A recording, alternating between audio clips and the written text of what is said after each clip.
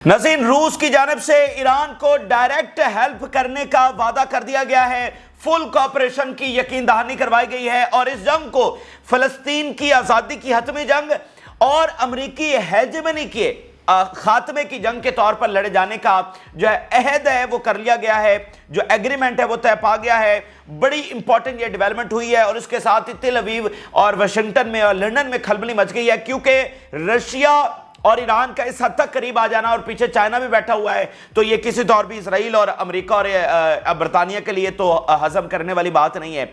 इसी दरमियान नाज़रीन क्या हुआ है कि अमेरिकी अड्डे के ऊपर हमला हो गया है और वहां पर अमेरिकी फौजियों की कैजुअलिटीज भी हो गए हैं, जख्मी हुए हैं। तो इसको बहुत सीरियस एस्केलेशन बताया जा रहा है और उसके बाद अमेरिका ने कहा है कि वो अब हमला करने जा रहा है और OIC का हंगामी इजलास बुला लिया गया। नाज़रीन, 10 महीनों के बाद OIC का दूसरा इजलास बुलाया गया है और ईरान ने ये इजलास रिक्वेस्ट किया था और उनकी रिक्वेस्ट के ऊपर भी नहीं बुलाया गया।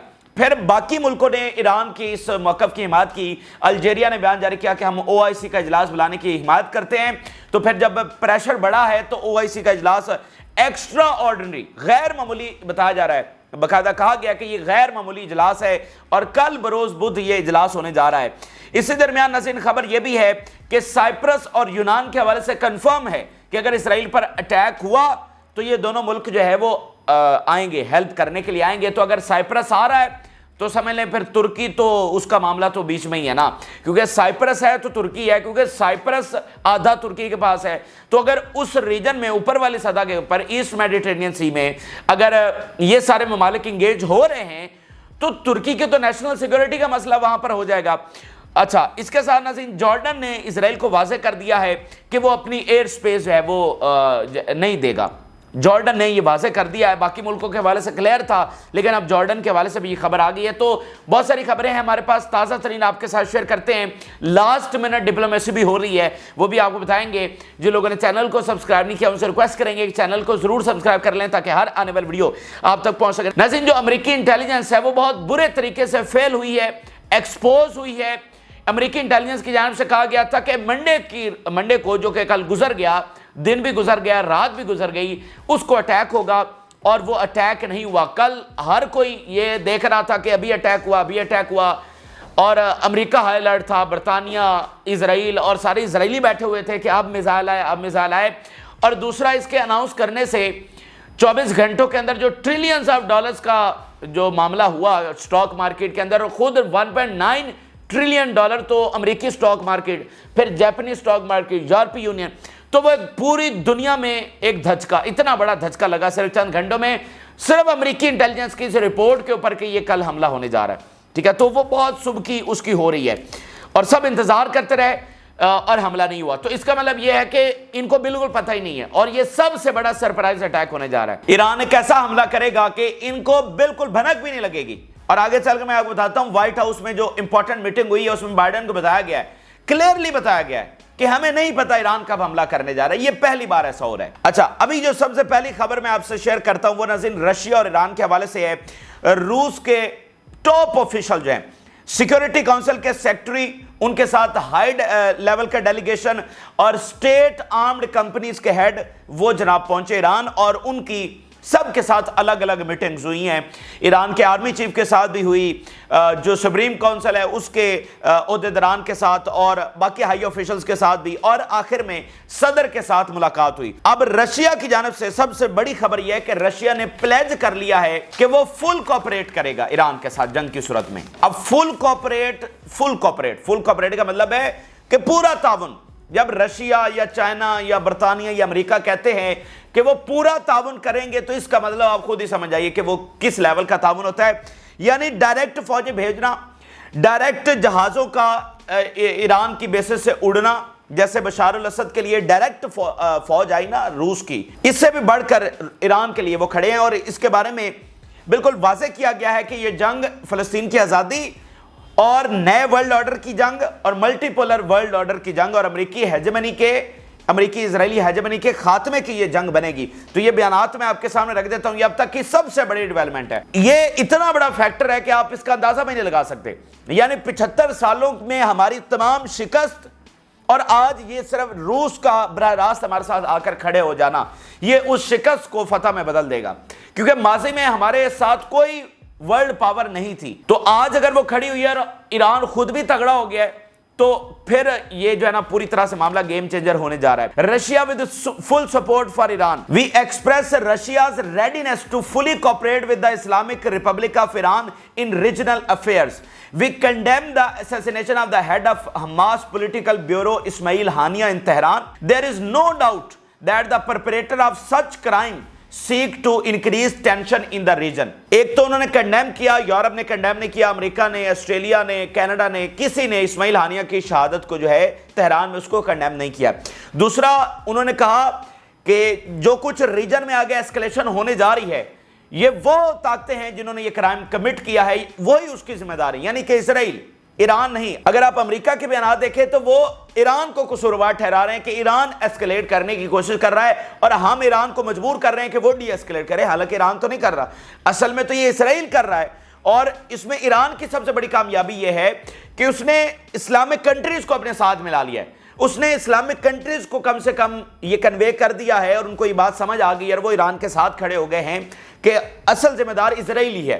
ماضی میں جب بھی کسی مسلم ملک کے خلاف جنگ چھڑتی تھی تو ہمارے اپنے ملک بھی امریکہ کے ساتھ یا جو بھی تھا اس کے ساتھ کھڑے ہوتے تھے، لیکن یہاں پر ایک بہت بڑی تبدیلی آئی ہے۔ اس کے علاوہ آپ ایرانی صدر کا بیان دیکھیے، we believe that the period of unilateralism for some powers in the world including the United States has ended، کہ جو اکیلا چودھری امریکہ، یونیلیٹرلزم، ایک ہی طاقت دنیا کی، سپر پاور، یہ آپ کو پتا ہے دنیا میں یہ پہلی بار ایک کانسیپٹ ہے سپر پاور، یعنی اس کے سامنے کوئی دوسری پاور نہیں ہے۔ یہ ہماری تاریخ کا سب سے ایک بڑا امپائر ایک ابھرا ہے کہ جس کا اتنا زیادہ دنیا کے کونے کونے تک کنٹرول تھا، تو وہ جو یونیلیٹرلزم کا دور تھا وہ اپنے اختتام کو پہنچ رہا ہے۔ Cooperation between Iran and Russia towards strengthening a multipolar world will lead to further strengthening global security and peace۔ یہ جو نیا ورلڈ آرڈر ہے یہ ملٹی پولر ورلڈ آرڈر ہے کہ جس میں کوئی ایک طاقت نہیں ہوگی، کوئی ایک سپر پاور نہیں ہوگا، بلکہ بہت ساری پاورز ہوں گی۔ رشیا stood by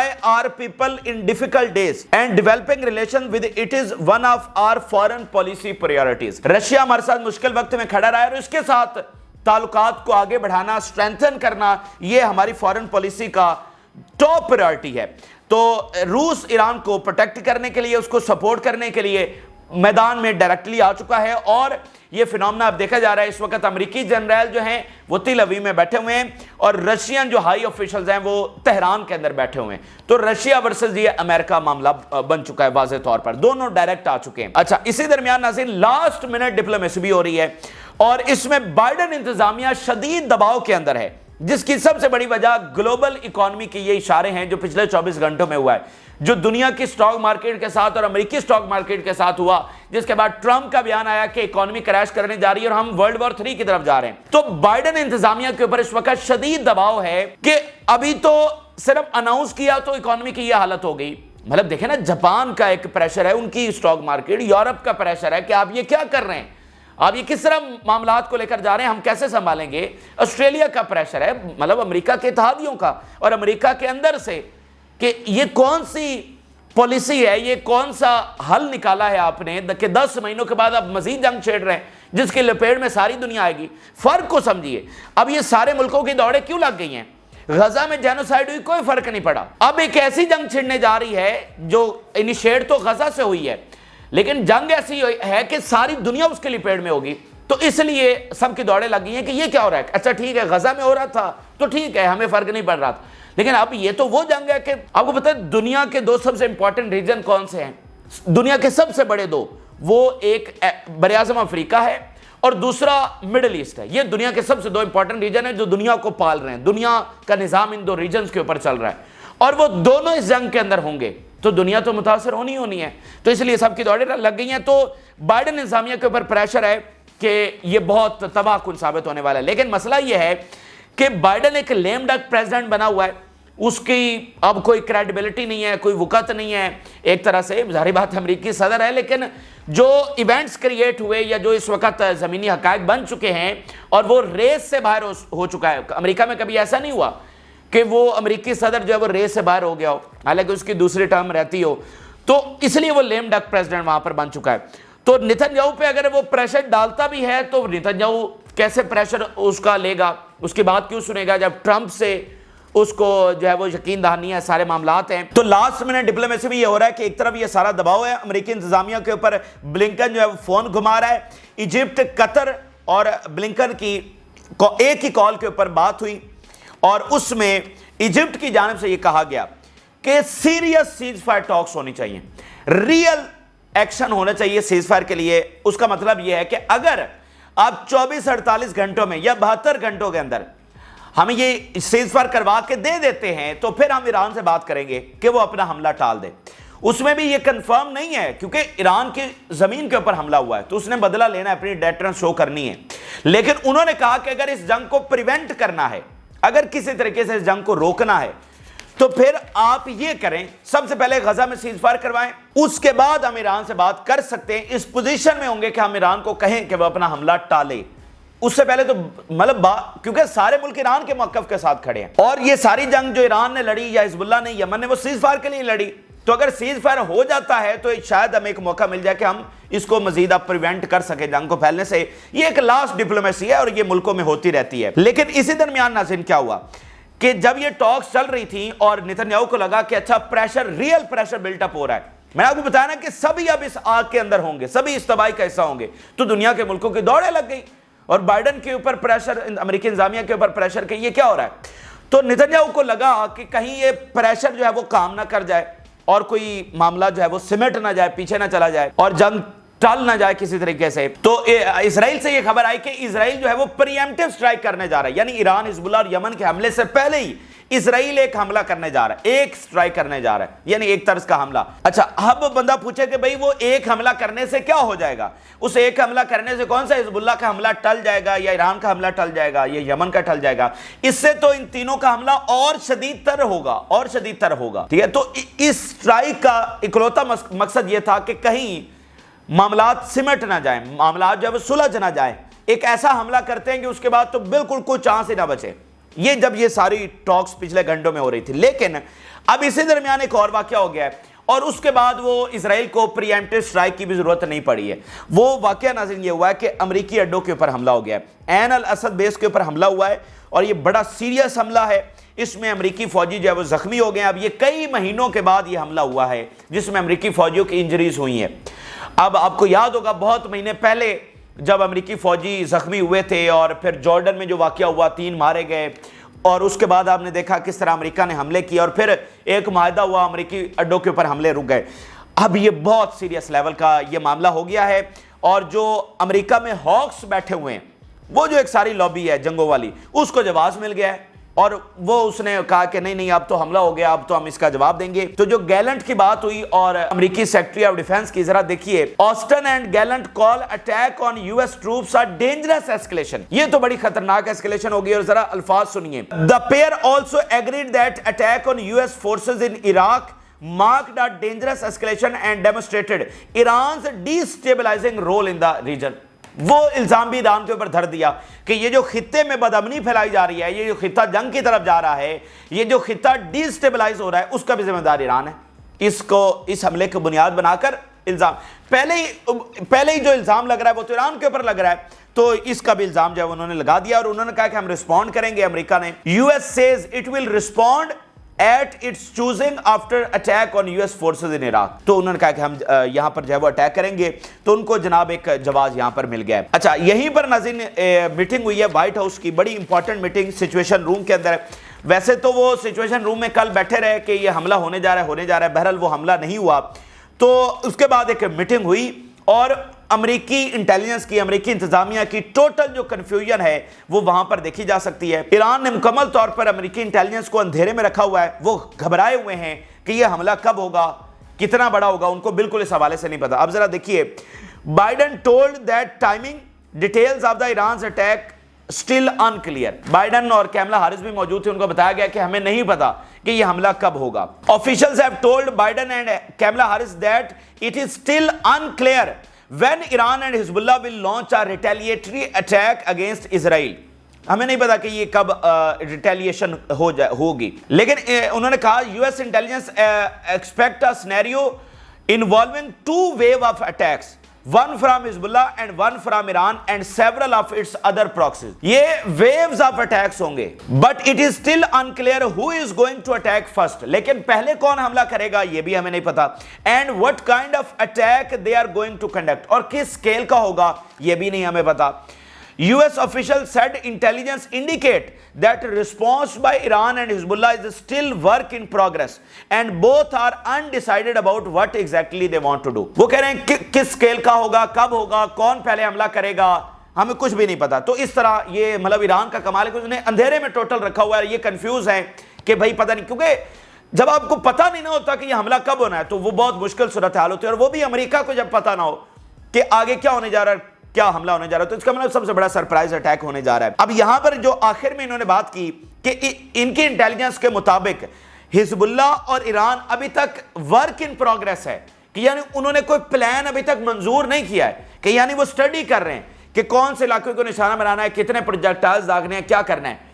یہ ان کی انٹیلیجنس یہ کہہ رہی ہے کہ ابھی تک ورک ان پروگریس ہے, منظوری نہیں ہوئی, یا انہوں نے کوئی پلان مرتب ہی نہیں کیا. لیکن بات یہ ہے کہ انہوں نے تو کہا تھا کہ منڈے کو اٹیک ہوگا, تو جب ان کا منڈے والا اٹیک وہ نہیں ہوا, ان کی انٹیلیجنس جو ہے وہ فیل ہو گئی, تو اس بارے میں ہم کیسے یقین کر لیں کہ ان کا ورک ان پروگریس ہے, یا جو انہوں نے اپنا پلان جو ہے وہ اپروو نہیں کیا ہے. تو اس لیے اب امریکی انٹیلیجنس کے اوپر بھی کوئی بلیو نہیں کر رہا ہے. آگے چلتے ہیں. تو OIC کا ہنگامی اجلاس بلایا گیا ہے, بہت غیر معمولی نوعیت کا, اور اس کا باقاعدہ ورڈنگ جو بلایا گیا ہے اس میں لکھا گیا ہے کہ this is an extraordinary meeting. ٹھیک ہے, یہ غیر معمولی اجلاس ہے کیونکہ ٹائمنگ اس کی بہت امپورٹنٹ ہے. دراصل ناظرین ایران ایک پوری پلاننگ کے ساتھ آگے بڑھ رہا ہے اور وہ سب کو ایک ساتھ لے کر چلنا چاہتا ہے, اور بڑی زبردست یہ اسٹریٹجی میں آپ کو بتا دوں. کسی اسلامک پاور نے اتنی وائزلی آگے نہیں چلا, خاص کر ان ہم اسلامک پاورز کی بات کر رہے ہیں جو امریکہ سے ٹکرائے اور ہار گئے, تو ایران بہت وائزلی چل رہا ہے. ایران اس میٹنگ کے ذریعے بیسیکلی وہ ایک جوائنٹ اعلامیہ یہ کروانا چاہتا ہے کہ جس میں اس کو رائٹ ٹو رسپونڈ دیا جائے, جس میں بتایا جائے کہ اسرائیل نے کرائم کمٹ کیا ہے, ریجن میں جو کچھ ہوگا اس کا ذمہ دار اسرائیل اور امریکہ ہے, اور ایران کے پاس حق ہے کہ وہ بدلہ لے اسماعیل ہانیہ کی شہادت کا. اب آپ کہیں گے کہ بھائی اتنا بڑا کرائم ہو گیا تو اب بھی ایران کو کیا جواز چاہیے یا لیجیٹیمیسی چاہیے؟ تو دنیا ایسے ہی ورک کرتی ہے, کیونکہ جب پاور ٹوٹلی آپ کے کنٹرول میں نہیں ہے, سارا دنیا کا میڈیا آپ کے کنٹرول میں نہیں ہے. آپ دیکھ لیں کہ نتن یاہو نے کانگریس میں کھڑے ہو کر دنیا کی لائیو ٹیلی کاسٹ ہونے والی جینوسائیڈ کو جھٹلا دیا, تو آپ اندازہ کریں تو آپ کو بہت طریقے سے چلنا ہے. آپ کو ڈپلومیسی کو بھی, سیاست کو بھی, اور جو ملٹری محاذ ہے سب کو ایک ساتھ لے کر چلنا ہے, تو ہی آپ اتنے شاطر اور ایک طرح سے طاقتور دشمن سے لڑ سکیں گے. اگر آپ کسی ایک بھی محاذ کی اہمیت کو کہیں گے کہ اس کی کوئی اہمیت نہیں اور اس سے پیچھے ہٹ جائیں گے یا اس کو صحیح معنوں میں یوٹیلائز نہیں کریں گے, تو آپ یہ جنگ ہار جائیں گے. اور میں تو آپ کو پہلے بھی بتا چکا ہوں کہ جو سب سے بڑی پاور ہے وہ یہ پولیٹیکل پاور ہوتی ہے.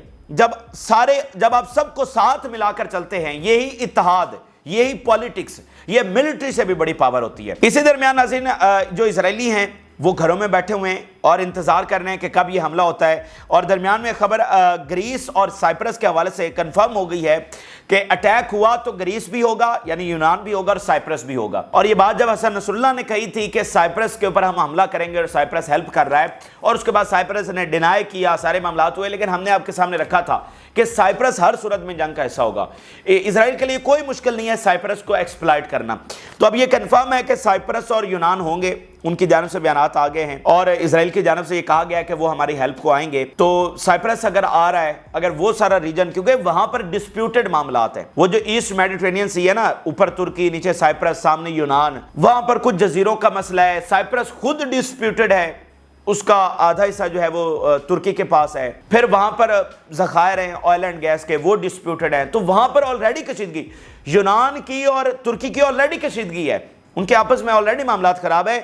تو اگر وہ علاقہ وہاں پر جنگ پھیل رہی ہے تو ترکی تو نہ چاہتے ہوئے اس میں ڈریگ ہوگا ہی ہوگا. اسی درمیان ناظرین جارڈن کے حوالے سے خبر یہ آئی ہے کہ جارڈن نے ایران کو کلیئر کیا ہے میٹنگ میں جو ہوئی ہے کہ ہم اپنی ایئر سپیس اسرائیل کو نہیں دیں گے. بالکل انہوں نے دو ٹوک بتا دیا ہے کہ ہم ساتھ نہیں ہیں اور اسرائیل کو ڈیفینڈ نہیں کریں گے.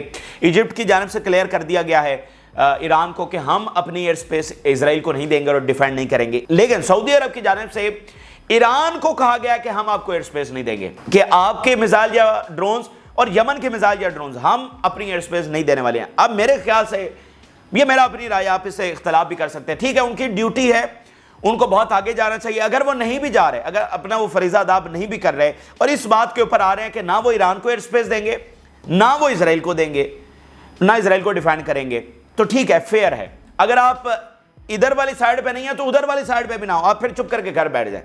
جیسے جارڈن نے پچھلی دفعہ ڈیفینڈ کیا نا, تو ایک اچھی بات تو نہیں ہے. اگر آپ اپنا فریضہ نہیں سر انجام دے رہے, آپ کے دیوار کے ساتھ جو کچھ ہو رہا ہے, اگر آپ کچھ نہیں کرنا چاہتے تو کوئی بات نہیں, آپ گھر بیٹھ جائیں.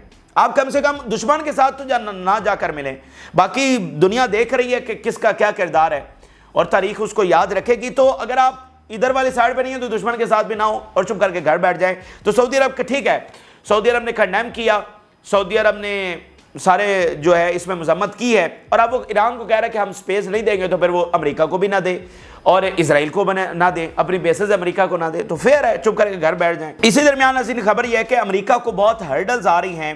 جو پچھلی دفعہ اس نے الائنس بنایا تھا اسرائیل کو ڈیفینڈ کرنے کے لیے, جارڈن کا, مصر کا, سب کا, بہت ان کو مشکل پیش آ رہی ہے, کیونکہ وقت جو ہے نا بدل رہا ہے اور کوئی بھی ملک اس کے ساتھ کھڑا ہونے کے لیے تیار نہیں ہے. اس کے اوپر ذرا دیکھیے, the US is facing a steeper hurdle this time as it tries to bring together a similar coalition to defend Israel as it did ahead of Iran's April attack. The reason is that many international partners see some of Israeli Prime Minister Netanyahu's actions, particularly the assassination of Hamas political chief Ismail Haniya in Iran, as unnecessary provocation. کہ تمام countries یہ کہہ رہے ہیں کہ یہ جو اسماعیل ہانیہ کو شہید کیا گیا, اس کے بعد معاملات ہمارے ہاتھ میں نہیں ہے, اس کے بعد ہم سپورٹ نہیں کر سکتے, کیونکہ یہ unnecessary میئر تھا, اس کی ضرورت نہیں تھی. آپ جینوسائیڈ کر رہے تھے, ہم چپ کر کے بیٹھے ہوئے تھے, یا لوگوں کو بڑی مشکل سے مینج کر رہے تھے, اب ہم نے یہ کر دیا, ایک unnecessary provocation کی ہے, تو اب معاملات ہمارے ہاتھ سے نکل گئے. تو یہ اس وقت کی اہم ترین اور تازہ ترین خبریں بتائی جا رہی ہیں,